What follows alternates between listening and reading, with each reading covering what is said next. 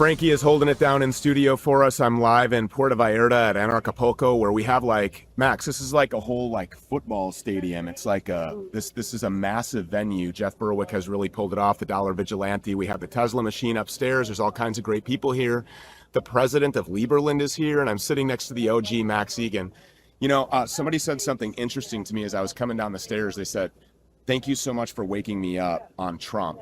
And, you know, I was like a diehard Trump. I was, you know, all like the QAnon stuff. I was totally into the drops. I thought that he was going to expose the world's, you know, pedophile cabal and all these things. And you kind of shook that tree. If anybody has had an experience like that, it's you. You know, I mean, for how many years have you been waking people up?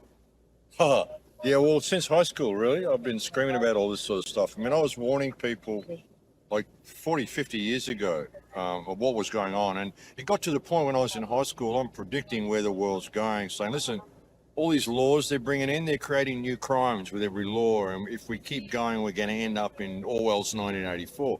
I'm saying this when I'm 17 years old. And then it got to the point I just thought, well, okay, the world's crazy, it's nuts. So I kind of stepped outside of it and became a musician for many years until 9/11 happened, like so many other people. And then thought, actually, this is important. This is the information. This is the thing we've been waiting for all these years. This big end game is now happening. And I've been out on the front line ever since then. But, you know, it's something I did kind of as a hobby, trying to wake people up for my whole life. And, but, you know, it became serious. I mean, music was my life and this research was my hobby. And that just kind of switched when 9/11 happened. So you, the 9/11 thing was like a paradigm shift for you, which of course it was for a whole lot of people. I personally bought it hook, line, and sinker. I was one of these people that was sucked in, admittedly.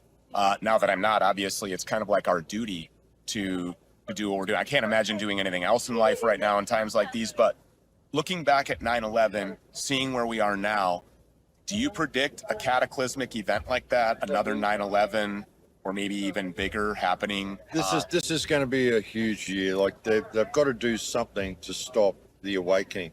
I think they do these resets all the time. And I think it gets to a point where they know as the population is growing, and there's only so long you can hold the illusion together. The new children that come up, okay, they're waking up and they're freaking out of society. So we call them ADHD and we drug them.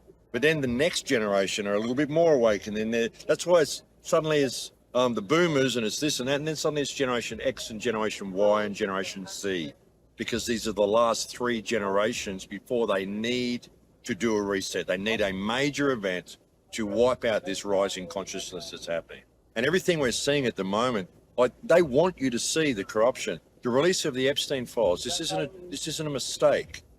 Finding out the world is run by basically pedivores, you know, child-eating, demonic worshipping, Baal worshipping, like the most evil thing. You can't even comprehend how evil it really is. And they want you to see that because they're counting on the people doing nothing. There are people online that attribute this to everything other than Judaism. They want to separate Jeffrey Epstein from Judaism as a whole. There's been a huge effort to do that. And very, very plainly, you can see that right behind his desk, he had a custom-made bookshelf with every book of the Talmud right behind him. So, I mean, it's my opinion that, according to the video and physical evidence, Judaism is at the center of everything that Jeffrey Epstein was doing.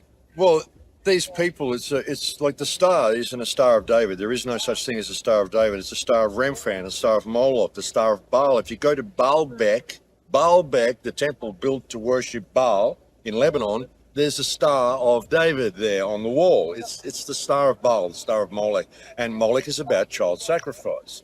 And the thing is, like with Epstein, there's this whole disinformation thing saying, oh, he had nothing to do with Israel, he had nothing to do with us, and rah, rah, rah. And look, he's got a mosque on his island. He's a Russian agent, a Muslim Russian agent, right? And I wouldn't be surprised if they even built that little mosque and put the dome on top so that if everything ever came undone, they've got plausible deniability. Yes. But the thing is, there's this whole concept that Epstein was this kingpin who was blackmailing everybody. No, he was a gopher. He was a gopher who used to organise parties for the elite. It's like Jeff's driver, Edro, who organises the party. It's like Cat organising the event. so that we can come and enjoy the event. All of these people, you don't need to have blackmail evidence on these people. They love what they do. They love filming it, and they share their videos with each other. Or sometimes do they not know that they're being filmed, but they just love doing what they do? This is their fetish. Donald Trump was best friends with Jeffrey Epstein. When you're best friends with somebody, it's because you share a common interest. Exactly. And that common interest, obviously, we know what Jeffrey Epstein was doing. We can read through the emails. He's mentioned 38,000 times in these files, but you have people like Alex Jones saying, well, everybody else is guilty except for when it comes to Trump. Then it's a Democrat hoax. How do you separate the two? Yeah, it's crazy. Like, there's such a disinformation campaign. The thing is, like, there'd be lower level politicians that they brought in and got dirt on for sure. You know, but the main core of it is people like Trump, people like Dershowitz, people like Benjamin Netanyahu, the big high elites, the Rothschilds, Prince Andrews, who just love torturing, raping, killing. That's saying one of the most prolific pedophiles in all of America is Ellen DeGeneres. You know, these people love what they do. So sure, there'd be lower level people. Man, they said the picture of her was just like... Yeah, well, the Epstein thing, sure, there'd be lower level people being blackmailed, but it wasn't about a network that he was blackmailing everyone and getting information from Mossad. Mossad is every government on earth. They're all connected. It's the same thing. Mossad, CIA, NSA, the government of France, government of Spain, government of anywhere, they're all connected. They're all controlled by Rothschild-owned central banks. Exactly. And when you're not, you become Venezuela, you become Bashar al-Assad, you become Muammar Gaddafi, you become Adolf Hitler, you become Saddam Hussein. They will come for you, they will jail you, they will kill you, they will take your country, and then they will install the central banks, and the private equity firms will come rushing in there. BlackRock, we saw what happened in Ukraine. They now own the rights to all of the precious metals and mineral deposits there. They did the same thing right here. Well, we're in Mexico now, but in America, in Western North Carolina after Hurricane Helene, the lithium deposits, BlackRock's right there. The Panama Canal, BlackRock's right there. Yeah. And everywhere. And even with, I had someone say to me the other day, you people are saying that all these people are dying in Ukraine. How come the population is growing? So because there's so many Jews that are moving to Ukraine and buying up all the land. Now, this is all designed. Do you think that's New Khazaria? Do you think, the map of Greater Israel continues to expand and now includes some of these portions of Ukraine that are highly contested? Yeah. It's all, they want to expand east and south and north, and they want Greater Israel. That's what they want to do. The Zoomer generation, how important are the Zoomers? Massively important. And that's one of the reasons why they've released all this stuff. Like, we're seeing so much, the whole veil is falling down, the apocalypse, the great revealing. You know, but what they're counting on is that people aren't going to do anything. They're going to look to the government. They're going to want to press charges against someone because they think the system is real. Right. This is an opportunity for people to realize it's a fiction. You're living in a people farm. I've been telling people this for 20 years. You're living in a people farm. The Matrix. They are harvesting children. The Matrix is your belief that the system is real. You know, you've just found out that the world is run by pedophiles. What, you're going to go to their legal system and their police force and say, please fix this problem? Yeah. No, you have to fix it by simply disconnecting from that. Connecting with this, connecting with the community.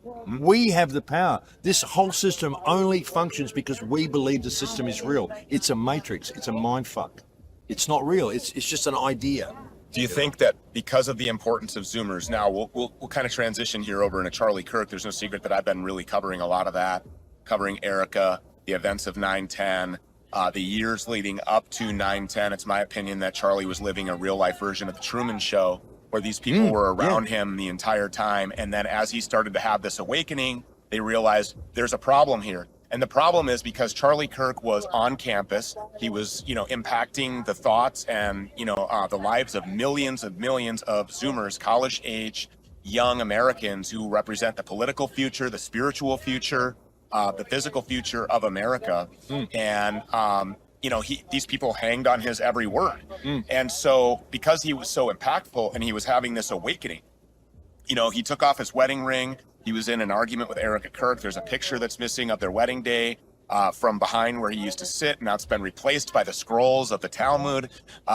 It's just insane. But they were apparently arguing the night before. He slept in his daughter's bedroom. So there were problems on Front Street, and there were problems very publicly as Charlie Kirk was in these struggle sessions. Bill Ackman's mansion in the Hamptons. Benjamin Netanyahu phoned in, offered him $150 million. They couldn't bring him back onto the plantation, onto the reservation. He had gone rogue, and he was talking about this multifaceted occupation. throughout our entire society. It's in our politics, it's in our media, it's in our entertainment, it's in Hollywood, it's in our institutions of learning, it's in academia, it's in big pharma, it's everywhere. Absolutely. And he was naming all of this and said that he was going to be forced to leave the pro-Israel cause. I think that because of the importance of Zoomers, and because he said that he was going to go ballistic on Trump over Epstein and wars, he was going to expose this to a lot of people. And now there's this massive effort through Turning Point USA high school chapters where they have access to young people, military recruiting stations right outside your Turning Point event, so you can be all charged up on the propaganda and walk right out and enlist to go fight and die in these forever wars that do nothing to benefit our national security or economic interests, but do everything to benefit Israel and the Holocaust hustlers. Yeah, it's all about, sacrifice, brother. Sacrifice, human sacrifice, decreasing the population. I mean, we've done reports recently and looked at all the figures, and there isn't 8 billion people on Earth. There's at best 3 billion people on Earth. If you go through and add up... Really? If you go through and add up, like you go to India, they tell you there's 1.4 billion people in India. You go through and you look at the census and add up the population of every capital city, then add up the population of every small city, then add up the population of the regional areas, you come up to like about 800 million or something like that. It's way, way less. And there's another lady who's been looking at the Chinese census that's saying there's probably only about 500 million Chinese. And we're told that there's only 15 million Jews. There were 15,700,000 Jews. They're everywhere. I don't believe that. In 1948. I reckon there's at least 100 million Jews. And they've been waging this war against humankind for at least the last 150 years and depopulating the world while telling us that we're overpopulated, don't breed. Meanwhile, there's a Jewish village in northern New York State called Yoel Kippur. They have their own police department. They have their own police. They do in New York City. They have an average of 7 children each. They have up to 17 to 18 children per family. Whatever happened to the tunnel Jews, the Shabbat Lubavitch? Oh, what? You're big anti-Semitic. What tunnel Jews? Whatever happened to them? Exactly. They were crawling out of the sewers like rats. Exactly. There were blood-stained mattresses down there. The whole earth, like all of these wars are about depopulation. Put on your satanic rituals, put on your little braids and your little 5-pointed stars and dress up with all your occult symbolism and go out there and kill people you've never met before and don't have any problem with. All the wars are about depopulation and destroying the old world, destroying any trace of anything. While the Jews just keep breeding, and they're the ones who manufacture all the wars. But all of them are about sacrifice. All of them. That's all they're about. That's all they've ever been about. There's no reason for us to be living in a feudal society. This whole system's been made up. And it doesn't matter what country you go to, you find good people there who don't have a problem with you. Nobody wants to go and have wars. It's the governments all the time saying, hey, the guys over there don't like you, so you need to go and kill them. Wedge issues. But put on all these symbolism before you do. Fight horizontally. Exactly. To keep your minds off of looking vertically. Exactly. They would love a civil war because it gives them the pretext that they need to launch the super surveillance state to usher in Palantir, because Americans will beg for it, just like they begged for the Patriot Act after 9/11 when 2 planes knocked down 3 buildings and then somebody pulled off some unbelievable maneuvers to go into the Pentagon. Complete BS. Total BS. But we're in a position now where we have, like, the Zoomers and all these people see what is going on and they want some guidance. They want to stand up. How can you respect the legal system, the politicians, the media? How can you respect any of these people now? You know what has been revealed and understand that this is our moment.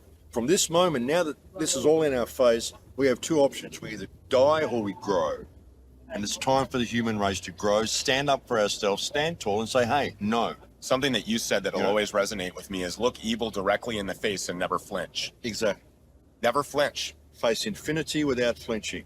You get to a situation where you are in a situation where this could go an infinite direction, an infinite amount of directions. You just take that in your stride and you don't flinch and you just keep on the path. How effective do you think the programming will be with Zoomers? Do you think that they are intellectually? No, they won't. It's not taking up. They're not buying it.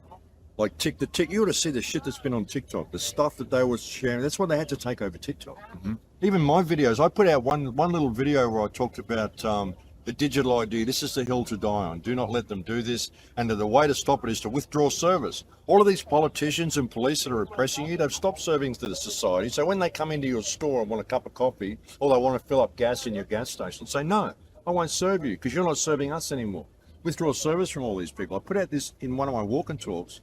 One of these Zoomers grabbed that 1 minute from my walk and talk, put it on TikTok. It got 1.6 million views in 40 minutes. It's incredible. That's how much information, they're soaking it in.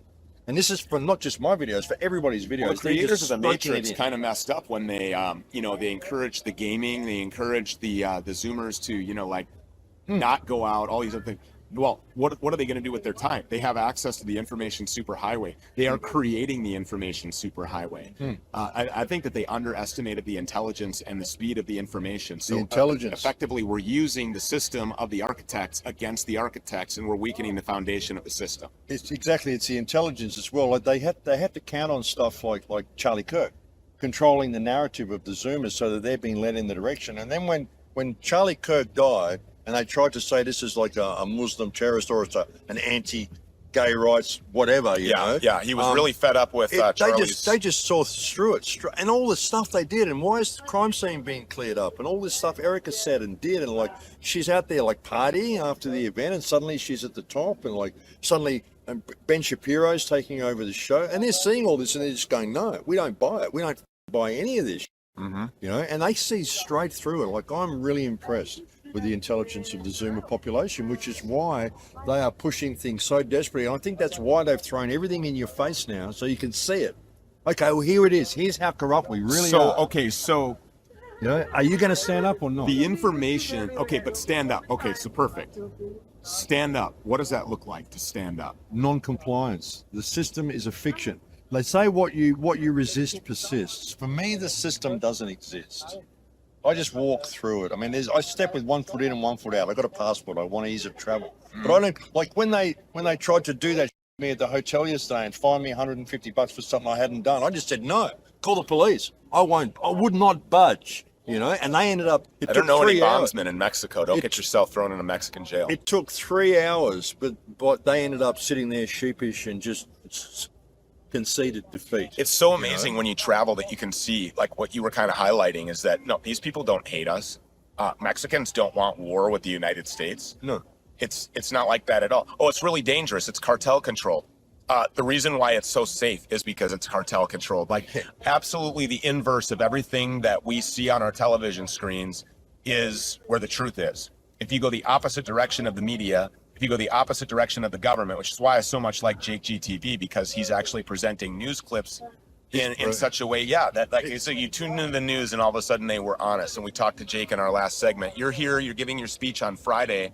What are you going to tell the people? Are you preparing anything? No, I'm just going to get up and talk. Yeah. I used to prepare speeches, but I just don't. And the world is moving so fast now. Who knows what's going to happen between now and Friday? Yeah, exactly.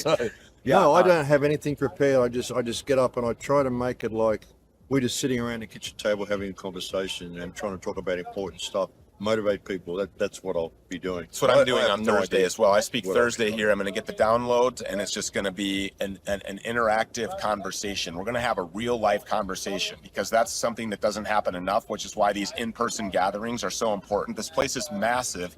I'll give you guys a tour of this place and show you around. You won't believe how big this place is.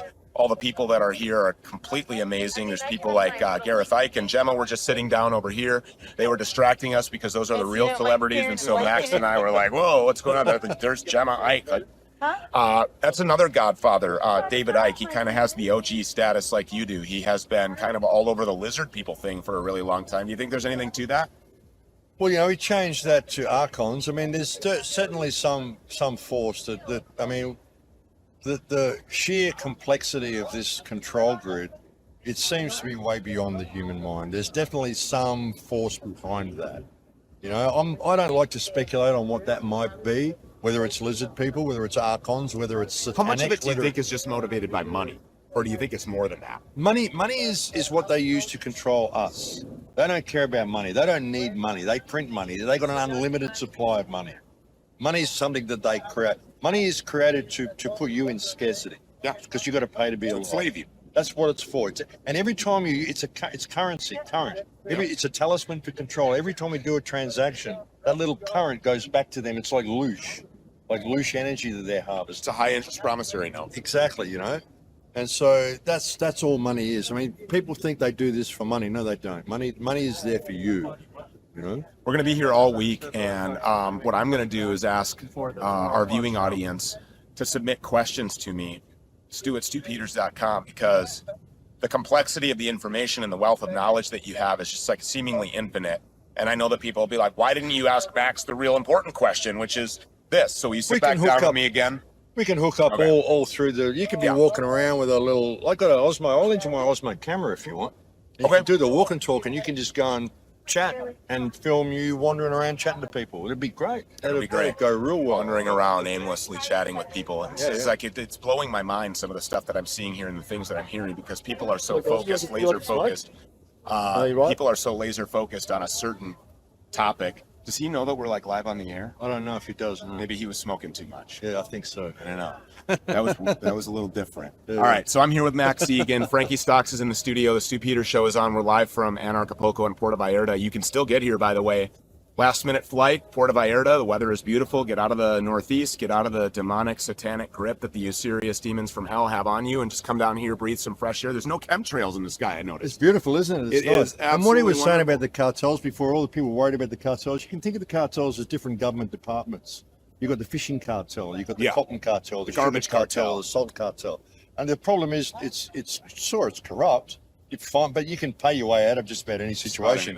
But it's the same as the what the government's got, only that's covertly corrupt, whereby they'll drag you away and torture you in a cage. And this is overtly corrupt. I prefer the overt corruption. I know what I'm dealing with, rather than the covert corruption that we've got in our own governments. At least show me where my hard-earned money is going. Exactly. And even if it's a place that I don't like, at least I know. Yeah. Whereas this is just like, it's been weaponized in every way against us. We're going to throw it back to Frankie Stocks in the studio. The Stu Peters Show is on. We're live from Puerto Vallarta and Acapulco. By the way, if you want digital access to the event, you can do that. Just go to anarchapulco.com. You can get the VIP passes. You can watch Max speak on Friday. But between now and then, there's a lineup of really interesting and unbelievable people. Some of the conversation here, the content, is something that you won't want to miss. anarchapulco.com. And also, if you do decide to come here, you can get your Tesla session. There are people up here who are experiencing this thing. I'm going to go back up there and see what's going on.